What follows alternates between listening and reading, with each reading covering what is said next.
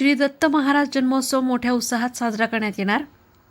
Nagar Pune road येथील 64 वर्ष जुनं असलेलं दत्त मंदिर या ठिकाणी दत्त महाराज जन्मोत्सव साजरा करण्यात येणार आहे। सकाळी 6 ते 7 वाजता श्री दत्त महाराज रुद्राभिषेक, 9 ते 10 वेळेत महादत्त यज्ञ सोहळा, पूर्ण आहुती, 11 ते 12 या वेळेत आरती होणार आहे। त्याचप्रमाणे सायंकाळी 6 वाजता श्री दत्त महाराजांचा जन्मोत्सव सोहळा मंदिरात पार पडेल। त्यानंतर संध्याकाळी 7 ते 9 पर्यंत भोजनाचं आयोजन करण्यात आलं आहे। मंदिरात आकर्षक फुलांची सजावट व संपूर्ण मंदिर परिसरात विद्युत रोषणाई करण्यात येणार आहे। यावेळी भाविकांसाठी महाप्रसादाचं आयोजन करण्यात आलं आहे, अशी माहिती मंदिराच्या 3ऱ्या पिढीचे पुजारी शुभम रमेश भोंग यांनी दिली आहे। प्रतिनिधी विक्रम लोखंडे, अहिल्यानगर। नमस्कार। दिगंबरा दिगंबरा श्रीपाद वल्लभ दिगंबरा।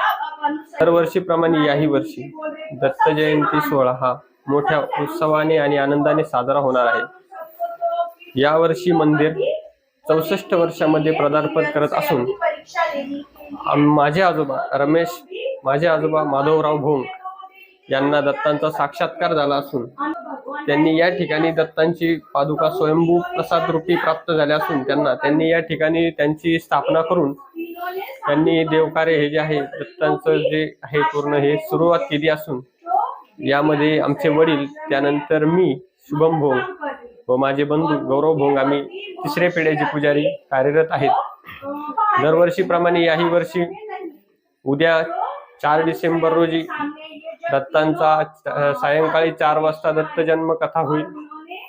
त्यानंतर दत्तांचं नामस्मरण होऊन दत्त जन्म होईल व शुक्रवारी 5 तारखेला सकाळी 9 वाजता सत्यनारायण पूजा होऊन दुपारी 12 वाजता माध्यान्ह आरती करून भाविक भक्तांसाठी महाप्रसाद असेल।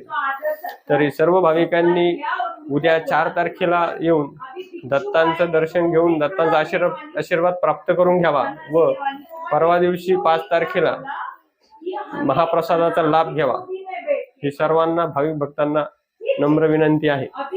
40 वर्षानंतर मंदिराचा आम्ही जीर्णोद्धार केला असून त्यामध्ये ज्या भाविक भक्तांना जी काही स्वइच्छा असेल त्या पद्धतीने व मंदिर प्रशासनाच्या खर्चामधून आम्ही मंदिराचं जे काय आहे ते 40 वर्षानंतर जीर्णोद्धार केलेला आहे।